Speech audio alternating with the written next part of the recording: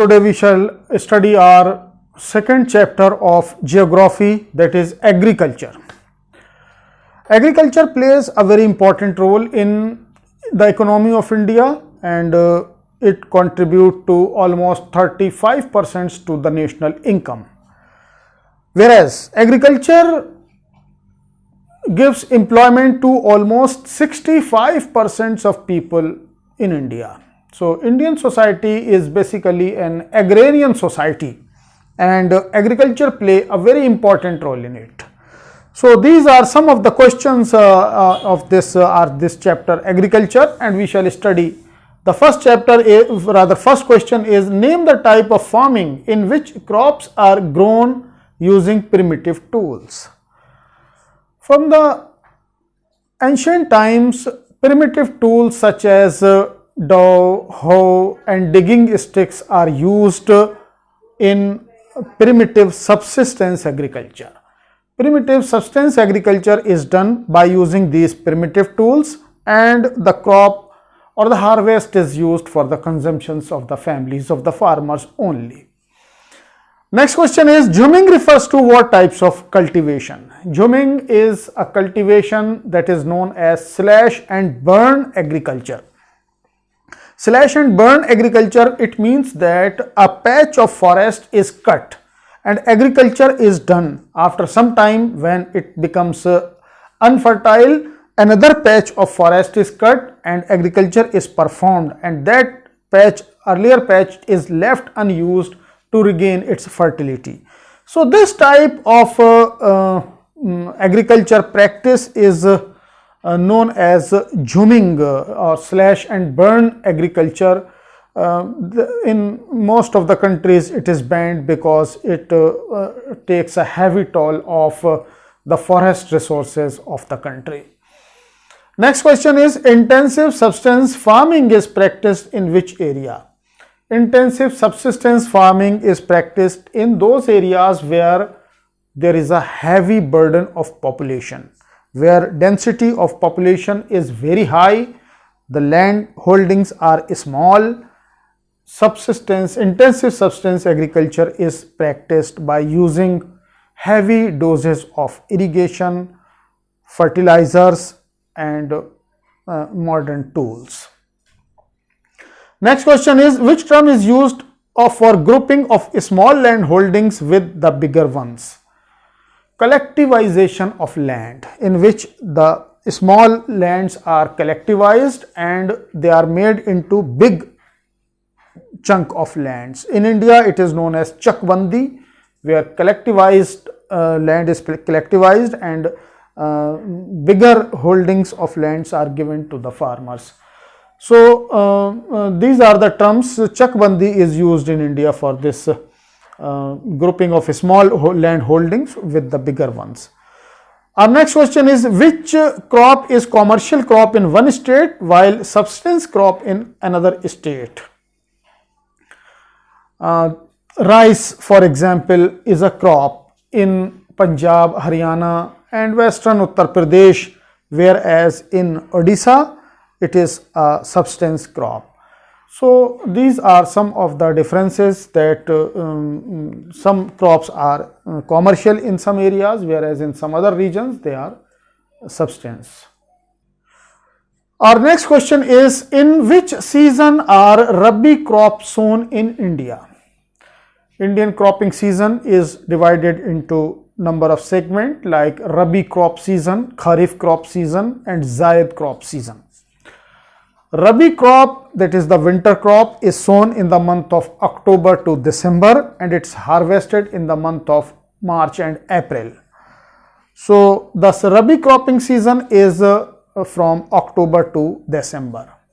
And the next one is, name any one Kharif crop. Kharif crop season starts with the onsets of the monsoon in India, that is June and July. And important Kharif crop is rice or paddy. Next question is, name the second most important cereal crop grown in India. As we know well that the most important cereal crop in India is rice, whereas wheat is the second most important cereal crop of India. Next is name the two important wheat growing zones in India. The two important wheat growing zones in India are Ganga Satluj plains or the northern plains of India, and one of the important wheat growing regions are the Regar soil or the black soil regions of the Deccan. Next one is write the name of any two millets grown in India. Millets are the coarse grain. These are the crops which are the support to the main, give support to the main cereal crops of India like rice and wheat. These are called the coarse grain, and important coarse grain or the millet crops in India are jowar and bajra. Jowar and bajra are the important millet crops in India. Our next question is name the state which is largest producers of ragi. Ragi is one of the most important rain-fed crop of Karnataka, and Karnataka is the leading producer of ragi in India. Next one is name the crop which is used both as food and fodder. Maize. Maize is a crop which is used both as food for the human beings and fodder for the livestock. Next one is name the crop in which India is largest producers and consumer. India is the largest producer as well as consumers of pulses in the world. Name the crop which grows in Kharif crop in north and Rabi crop in the south. Sesamum or til is the crop which is grown as the Kharif crop in the north, whereas Rabi crop in the south, because this requires a lot of water, and during this rainy season sesamum or til is grown in North India, and during when the rainfall occurs in the states of Tamil Nadu in the months of October and November, this crop is also used as Rabi crop in the south. So next one is mention two beverage crops grown in India. Tea and coffee. Tea and coffee are the most important beverage crops grown in India. Our next question is which variety of coffee is grown in India? Where was it initially introduced?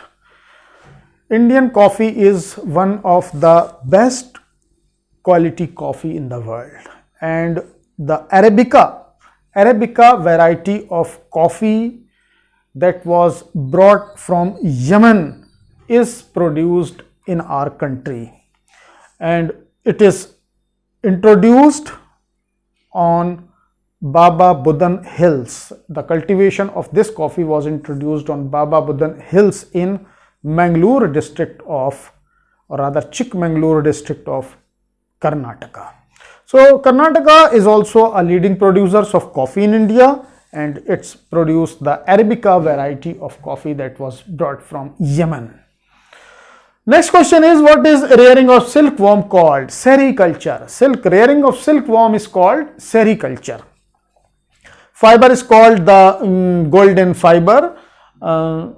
Jute is the fiber that is called the golden fiber. What is the what revolution related to? White revolution is related to the production of milk. It is also known as Operation Flood. Next question is name any two schemes introduced by government to benefit farmers. Governments introduced several schemes for the benefits of the farmers, and one of these schemes are Kisan Credit Card, KCC. And apart from Kisan Credit Card, one of or rather another scheme was introduced by the government that is known as Personal Accident Insurance Scheme, PAIS. Our next question is explain any three features of intensive subsistence farming in India. As we have discussed earlier, that intensive subsistence farming is done where the density of population is very high, where there is huge pressure of population on the agriculture land. So some of the features of intensive subsistence farming are that it is labor intensive farming. It requires a large number of people to perform on the mainland, on the land of on the agricultural land. Apart from this, higher doses of biochemical are used in this agriculture, and heavy doses of irrigations are used in this agriculture to obtain the maximum production from the agricultural field. Farm size are very small and uneconomical due to division of labor in this, and farmers takes maximum output from their limited land, and besides this, the farmers do not have alternative source of livelihood, and as a result there is a huge enormous pressure on the agriculture land. Our next question is, state any 3 characteristics of commercial farming. Commercial farming has different characteristics. One is that in the commercial farming, the production, agricultural production is obtained by using high yielding varieties of seeds, heavy doses of chemical fertilizers, pesticides, inputs, and agriculture is highly mechanized. Apart from this, heavy quantity of production is obtained by using these inputs. The degree of commercialization is varied from state to state. For example, rice is a commercial crop in Punjab and Haryana, whereas in Odisha, Chhattisgarh, it is only a subsistence farming crop. Plantation is also a commercial farming. Our next question is, explain the 3 features of cropping seasons in India. As we have discussed earlier that there are 3 important cropping seasons in India. The Rabi cropping season that starts from the month of October to December and harvested in the month of March and April. Apart from this, there is a Kharif cropping season and Zaid cropping season. So these 3 seasons have their distinct features as well. Rabi cropping season starts in the month of December and October to December, and it is harvested in the month of April to June. Some of the important Rabi crops are wheat, barley, peas, gram, and mustard. The northern and northern western parts of Punjab, Haryana, Western Uttar Pradesh, Jammu and Kashmir, Uttarakhand are the important regions where Rabi crop is produced to maximum limit. Apart from this, success of Rabi crop is also depend on temperate cyclones that causes a precipitation rainfall in India during the time of harvest. When the Rabi crop is on the ripening, there is a small shower during the month of winters in India, and this gives the bumper crop, or the crop is very much helpful by these thunder showers in India during this. Apart from this, the success of this revolutions is in the states of Punjab, Haryana and Western Uttar Pradesh due to the Green Revolution that was started in India during 1960. So these are some of the important features of the Rabi crop in India. And as for the Kharif crop, these crops are grown with the onsets of monsoons in the month of June and harvested in the month of September and October. Important Kharif crops are rice, that is paddy, maize, jowar, bajra, tur, that is known as moong, urad, cotton, groundnut and soya bean. These are some of the important Kharif crops in India. And some of the important Kharif regions where this Kharif crop is grown are Assam, West Bengal, Odisha, Konkan coast, Uttar Pradesh and some parts of Bihar. There is another season in India that is intervening in between these two, that is these two, Rabi and Kharif season, that season is known as Zaid cropping season. And the important, that is during the summer month, and Kharif, Zaid cropping seasons are known for the production of vegetables, watermelons, muskmelons, sugar canes, etc. Our next question is, why do you think Kerala is the largest producers of rubber in India? Kerala lies in the tropical region, and its geographical and climatic conditions are very much suited for the growing of rubber.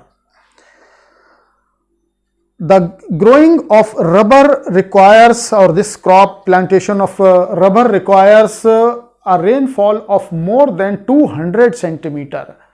It requires a moist, hot and humid climate, and temperature more than 25 degrees Celsius. Rubber is an equatorial crop, and it is best grown in the region of Kerala. Our next or last question is, what are the challenges faced by farmers today? As we know well that our farmers are very good on the farmlands. They are very good in the production of agricultural crops, but there are several things that comes as a hindrance between farmers and the production of agriculture. There is a huge heavy competition from international crop patterns is also affecting the Indian farmers. Apart from this, there is lack of public investment in the field of agriculture, particularly in the areas of irrigation, infrastructure of power. These are some areas where fertilizers, these are some areas where there is lack of investment by public. Apart from this, the reduction in subsidies on fertilizers also leading to the cost of production of agricultural products. This is also affecting the Indian farmers to a very great extent. Apart from this, reduction in import duties from the foreign goods has also affected the Indian farmers to a very great extent, and then the farmers are withdrawing their investment from agriculture, resulting in lack of alternative economic employments for the farmers. Besides this, erratic nature of monsoon also affects the agricultural production on a very large scale, because Indian agriculture is considered as a gamble of monsoon.